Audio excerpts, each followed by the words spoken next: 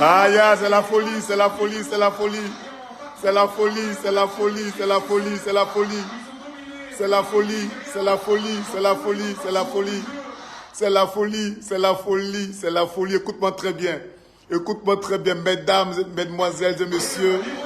Attends, je vais diminuer là. Mesdames, mesdemoiselles et messieurs, mesdames, mesdemoiselles et messieurs, la Bible déclare qu'au premier jour, Dieu dit que la lumière soit et la lumière fut.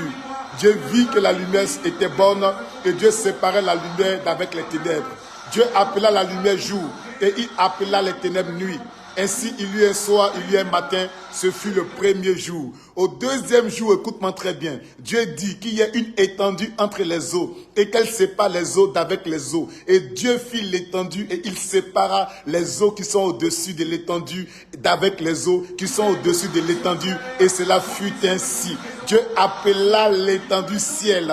Ainsi, il y eut un soir, il y eut un matin. Ce fut le second jour. Écoute-moi très bien. Au troisième jour, la terre produisit de la verdure, de l'herbe, portant de la sémence selon son espèce, et des arbres donnant du fruit et ayant en eux les sémences selon les espèces. Dieu vit que cela était bon. Ainsi, il y eut un soir, il y eut un matin. Ce fut le troisième jour. Écoute-moi très bien. Au quatrième jour, Dieu fit les deux grands luminaires. Le plus grand luminaire pour présider le jour et le plus grand luminaire pour présider la nuit.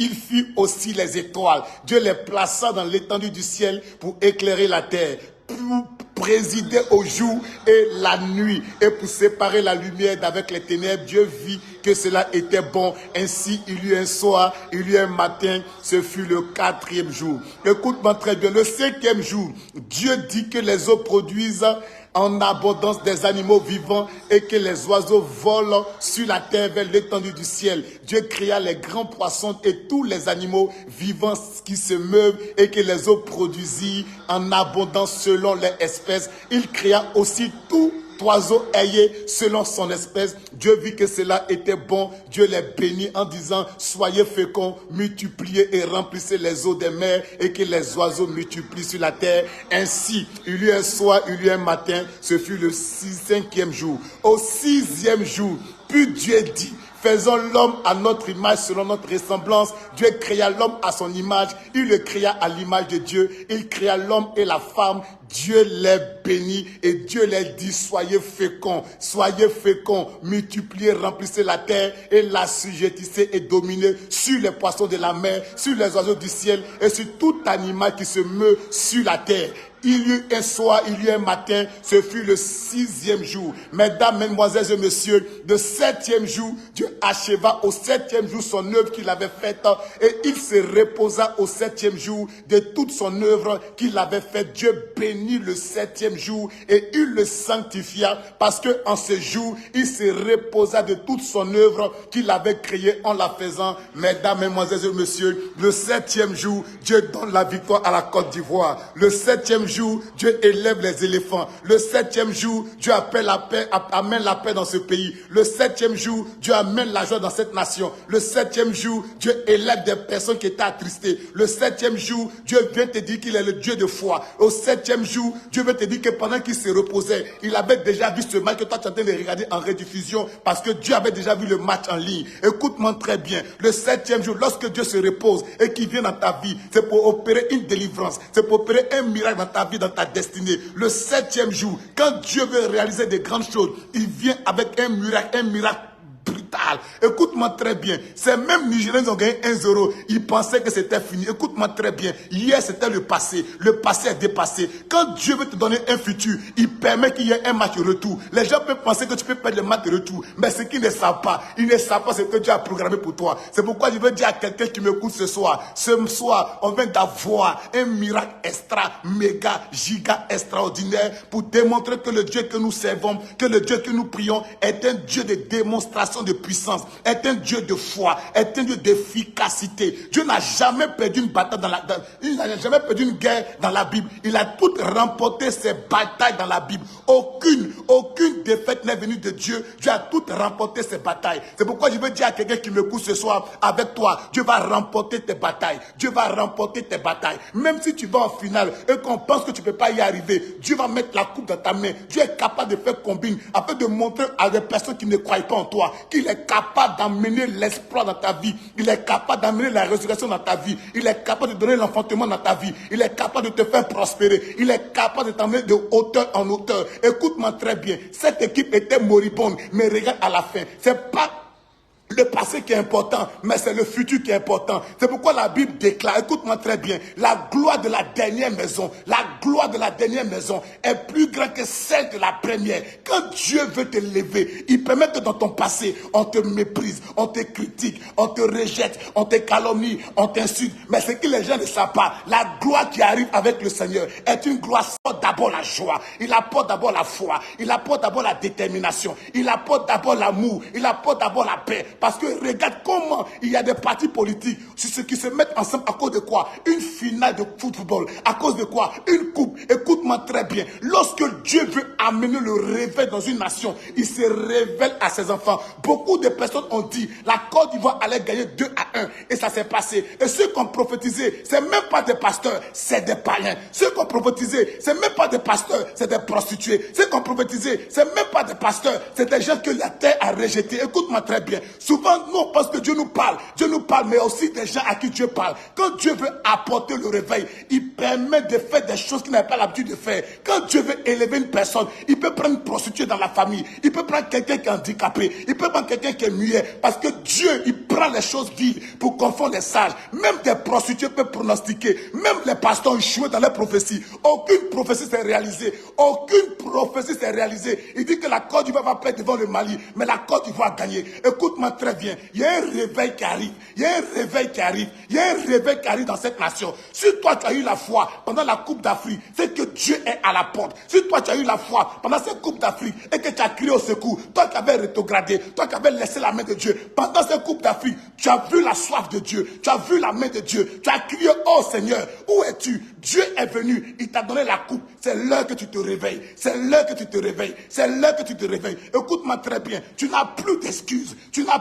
Devant Dieu. Parce que comment une coupe peut te procurer la joie alors que Dieu frappe à la porte, Dieu veut te réveiller, Dieu t'appelle, mais tu ne veux pas le servir. Mais regarde comment l'amour d'un ballon peut apporter la joie dans ton cœur alors que Dieu t'aime plus que le football, il t'aime plus que tes enfants, il t'aime plus que ton passé. Parce que le Dieu que nous servons, il est dépositaire et la capacité de ton intelligence. Le Dieu que nous servons, il est tellement sage qu'il ne te force pas. Mais regarde, tu as monté ta faiblesse aujourd'hui devant Dieu. Par un football, il a vu les chrétiens, il a vu les païens, même parmi les païens, il a vu des gens qui sont revenus à lui. Il a vu combien de personnes qui ont laissé sa main. Il dit, je vais donner cette coupe, je vais élever cette nation. Les pasteurs ont échoué, mais Dieu vient pour dire, peuple de Côte d'Ivoire, je vous aime, peuple de Côte d'Ivoire, je vous amène dans un autre état, peuple de Côte d'Ivoire, je vais élever cette nation. Mais par quoi je vais passer? Dieu passe par quoi? Par une coupe. J'ai dit bien une coupe qui n'a même pas de valeur spirituelle, une coupe qui n'a même pas de portée spirituelle. Mais regarde combien de personnes sont allées au stade.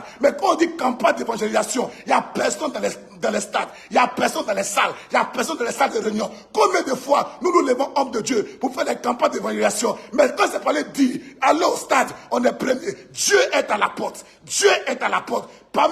Pendant cette canne-là, Dieu a vu les faux et les vrais. Dieu a vu les gens qui étaient endormis c'est-à-dire que par le sommet spirituel, mais qui se sont réveillés, qui ont réveillé leur foi pendant cette Coupe d'Afrique. Pendant cette Coupe d'Afrique, Dieu a voulu tester l'amour de ses pasteurs. Il a voulu tester l'amour des païens. Il a voulu tester l'amour des prostituées. Mais aujourd'hui, là, il dit, je ferai la différence entre ceux qui me servent et ceux qui ne me servent pas. Toi que Dieu a appelé, tu as laissé la main de Dieu. Mais regarde comment tu as prié pour le football. Donc tu peux prier comme ça pour ta vie. Mais tu pries pas, tu ne gênes pas. Tu dis Dieu va faire. Mais pour la Coupe d'Afrique, à cause d'un maillot que toi-même tu allais payer. Mais regarde combien de fois tu as gêné. Au 7e jour, Dieu s'est reposé de tout ce qu'il avait fait pour voir en Côte d'Ivoire qui allait se lever. Qui allait s'élever? Dieu veut que ce pays s'élève pour intercéder, pour apporter le réveil. Qui s'élève? Qui s'élève? Personne ne s'élève. C'est pourquoi Dieu va utiliser des prostituées. Dieu va utiliser des mystiques qui vont se convertir. Parce que Dieu veut faire des choses nouvelles dans cette nation. Toi qui écoutes cette vidéo, il est l'heure que tu te réveilles. Regarde l'amour que tu as pour le football. Il dit celui qui aime son enfant plus que moi n'est pas digne de me suivre. Mais regarde certainement aujourd'hui, tu n'es même pas allé à l'église à cause d'une coupe. Aujourd'hui certainement, tu n'es même pas allé à l'église parce que tu dis non, je dois porter mon maillot, je ne dois pas louper le match. Mais regarde, Dieu vient de te tester. Il vient de t'avoir. Peut-être que tu as fait le culte à midi. Peut-être que tu finis à 14 h. Est-ce que tu aimes Dieu? Est-ce que tu es sûr que tu aimes Dieu? Dieu cherche chaque prétexte pour nous juger. Dieu a chaque prétexte afin de dire, est-ce que tu m'aimes? Est-ce que tu es avec moi? Mais dans cette coupe d'Afrique, regardez, pendant qu'on a augmenté la CIE, personne ne s'est levé pour marcher. Mais pour une coupe qui n'a même pas de valeur, on a oublié qu'on a augmenté la CIE. Mais on dit, enlever, vous savez que le président de la FIF, on se trompe de combat. On se trompe de combat. On se trompe de combat. Dieu est à la porte. Dieu est à la porte. C'est vrai, la Côte d'Ivoire a gagné. Et après, est-ce que ça a arrêté tes problèmes?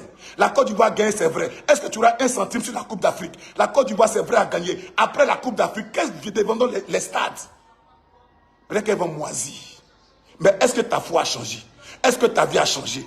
Si tu as pu te réveiller pendant cette Coupe d'Afrique, par la passion du football, pour l'amour de ton pays, Dieu est plus grand que la passion du football. Dieu est plus grand que la passion du football. Dieu est plus grand que la passion du football. C'est pourquoi je veux dire à quelqu'un qui avait perdu la foi, qui avait perdu la détermination, qui avait perdu le zèle du ministère, il est l'heure que tu te réveilles. Cette Coupe d'Afrique est un message. Cette Coupe d'Afrique est un message que Dieu veut donner à toute la nation ivoirienne. Dieu veut apporter le salut. Mandor, aucune évangélisation. Aucune évangélisation. Aucune veillée de prière. On veut montrer nos acquis qu'on a réussi. Pourtant, Dieu frappe à la porte. Regardez comment Dieu nous a eu. Regardez comment Dieu nous a eu. Même les pasteurs nous a eu. Même les fidèles nous a eu. Même les parrains, même là, ils nous ont eu. Parce que même les parrains ont eu plus de foi que même les pasteurs. Beaucoup sont venus dans des fausses prophéties. La Côte d'Ivoire va échouer. Tant. Est-ce que Dieu vous parle vraiment? Aujourd'hui, ce n'est même pas mon message. Mais je suis venu dire à quelqu'un ce matin, par cette finale, par cette coupe que Dieu vous a donnée. Dieu vous a donné cette coupe pour vous apporter la joie. Côte d'Ivoire, aujourd'hui tu es en joie. Qu'est-ce que tu es prêt maintenant à faire pour le Seigneur? Tu as eu cette coupe maintenant, c'est vrai. Qu'est-ce que maintenant tu es prêt à faire pour le Seigneur? Tu as un appel sur ta vie. Dieu t'a appelé. Mais ça fait combien d'années tu fuis l'appel de Dieu? Mais regarde, pour un match, je sais que tu allais dans la rue tout à l'heure. Tu vas festoyer. Et après, Dieu t'appelle. Dieu t'appelle. Dieu t'appelle. Dieu t'appelle. Dieu t'appelle. Dieu t'appelle. Les footballeurs ont joué. C'est leur métier. Mais toi, quel est ton métier? Les footballeurs vont prendre cette coupe. Ils auront des primes de match. Toi, quelle est ta prime de match? Ta prime de match, c'est de servir l'Éternel des armées. Ta prime de match, c'est la soif de Dieu que Dieu te donne. Ta prime de match, c'est d'être déterminé. Ta prime de match, c'est d'aller servir l'Éternel des armées qui te donne le souffle de vie tous les jours. Est-ce que vous savez que pendant que toi tu dors là, le sommeil, quand tu te réveilles là, c'est une grâce. Beaucoup de personnes sont dans les hôpitaux, ils sont malades. Ils veulent faire ça, crier, merci Seigneur. Mais ils ne peuvent pas crier parce qu'ils sont malades, parce qu'ils n'ont même pas de sous, parce qu'ils ont le VIH, parce qu'ils sont boiteux, parce qu'ils sont paralytiques. Ils veulent crier comme toi, ils veulent servir Dieu. Ils veulent dire Seigneur, je veux te servir, mais n'ont même pas l'opportunité. Et toi qui respires, toi qui marches, toi qui dis Seigneur, je veux voir ta gloire. Oui, il t'a donné cette coupe. Qu'est-ce que tu fais pour lui aujourd'hui? Qu'est-ce que tu es prêt à faire pour lui aujourd'hui? Côte d'Ivoire, réveillons-nous. Assez de plaisanteries, réveillons-nous. Trop de distractions, réveillons-nous. Réveillons-nous. Jésus est à la porte. Jésus est à la porte. Jésus est à la porte. Que chacun fasse son travail. Que chacun fasse son travail. Arrêtons des débats. Arrêtons des débats qui n'ont rien à voir avec le Seigneur. Cherchons la face de Dieu. Prions Dieu. Prions Dieu. Tu as besoin de dire, il est mon père spirituel. Il n'est pas mon père spirituel. C'est que comment on peut amener les chrétiens à rétrograder par vos problèmes personnels? Qu'est-ce que Dieu a vu ça? C'est pourquoi beaucoup de personnes ne veulent pas donner leur vie au Seigneur. On n'a rien à foutre avec ça. On n'a rien à foutre avec ça. Dieu veut que par nos attitudes, par nos comportements, qu'on se réveille, qu'on donne envie aux gens d'aller à l'église, de chercher la face de Dieu, de prier Dieu. Ne décourageons pas les gens. Dieu va nous demander des comptes. Dieu va vous demander des comptes. Dieu va nous demander des comptes. Dieu va vous demander des comptes. C'est vrai qu'on a gagné. Et alors, Si Jésus vient cette nuit-là, est-ce que tu es sûr que tu seras sauvé? S'il vient, est-ce que tu vas lui prendre une coupe d'Afrique, ou bien ta Bible, ou bien ta foi, ou bien ta détermination? S'il te dit, qu'est-ce que tu as fait du talent qu'il t'a donné? Tu as gagné combien d'âmes? Tu n'es même pas capable de répondre à combien d'âmes tu as gagné. Là n'est pas le débat, mais c'est un débat devant l'Éternel. C'est vrai, tu vas faire ça aujourd'hui, et demain, les problèmes reviennent à la surface. Tu vas aller payer ta CIE, tu vas crier pendant que tu as remporté la coupe. Est-ce que tu as essayé de parler payer ta facture? Même pas. Ce matin, ce soir, par rapport à la coupe, c'est une interpellation. On a gagné. Merci Seigneur pour ta grâce. Mais c'est une interpellation aux hommes de Dieu, aux fidèles qui ont laissé la main de Dieu. Il n'est pas encore tard. Le Dieu que nous servons est un Dieu miséricordieux. C'est-à-dire que sa miséricorde dépasse l'amour. Sa miséricorde est au-dessus de l'amour. Quand Dieu amène sa miséricorde dans une nation, quel que soit le paroxysme de ton péché, quel que soit le cramoisi de ton péché, quand sa miséricorde vient, c'est pour effacer ton péché. C'est pour effacer ton iniquité. La Côte d'Ivoire saigne. La Côte d'Ivoire brûle. La Côte d'Ivoire crie. La terre crie. Des gens souffrent. Des gens sont alarmés. Les gens ont perdu leur enfant. Les gens ont perdu les pasteurs, on ne les voit pas, mais on ne parle pas de ça. Écoute-moi très bien, il est l'heure qu'on se réveille. La plaisanterie est finie, la Coupe d'Afrique est finie, on va revenir à la normale. Qu'est-ce que les fidèles attendent de nous? Qu'est-ce que les fidèles attendent? Dieu attend de chacun de nous. Nous avons tous la réponse. C'était ma petite analyse de ce soir, une interpellation. C'est vrai, quand il y a une victoire, on voit que la victoire, mais derrière chaque victoire, il y a un message. La vie spirituelle est plus dangereuse que la vie physique. Si tu n'as pas traité ta vie spirituelle, tu ne vas jamais remporter le combat physique. C'est pourquoi je vais dire à quelqu'un, c'est vrai, il faut festoyer. Mais quand tu finis, va prier la nuit avant de dormir. Va prier la nuit avant de dormir. Le diable ne festoie pas parce qu'il veille. Dieu dit, veille sur sa parole pour l'accomplir. Mais Satan veille sur tes condamnations, tes réclamations et tes programmes sataniques pour te détruire. Satan ne lui dort pas. Parce que c'est pourquoi la Bible dit qu'il est patient, il n'est pas pressé. Ce soir, il ne faut pas te faire avoir à l'usure. C'est vrai, on a gagné. Prends ton petit verre de whisky, prends ton petit verre de coca, prends un verre de coca, bois ton coca et tes glaçons, dis merci à Dieu, bénis, embrasse ta femme pour dire Seigneur, Dieu nous a exaucés, merci Seigneur. Quand l'heure finit là, quand on dit l'heure de prière, retourne à la prière. Quand on dit lundi, recommande tes trucs de prière, n'abandonne pas. Parce que le diable peut utiliser cette victoire pour que tu sois en joie toutes ces semaines, tous ces mois. Il y aura Facebook, il y aura YouTube, c'est vrai. Fais attention, prie. Que la prière soit ton partage. Que la prière soit ton partage. On est tous heureux de cette victoire. Mais je vous demande